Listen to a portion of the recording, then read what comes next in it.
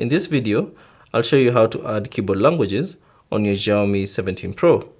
Now for this one, I'll be using the Gboard application. So I have done a video of how to install Gboard on your Xiaomi 17 Pro, and I'll link it down in the description below.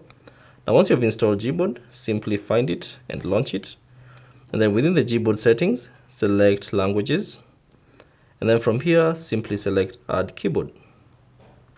Now all you have to do is simply scroll through the list of available languages that you'd like to use, or you can simply tap on the search bar at the top and search for the language that you'd like to use. So let's say French. And then from the options that appear, if a language has different variations, choose the one that you'd like to use and tap on it.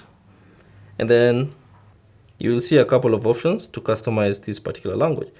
So you can choose to add different keyboards. So you can scroll through and select all the ones that you'd like. And also you can choose to add to enable or disable the multilingual typing if you prefer. And also if you want to check that or want to uncheck that.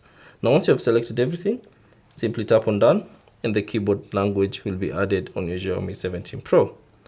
Thanks for watching, and I'll see you on the next one.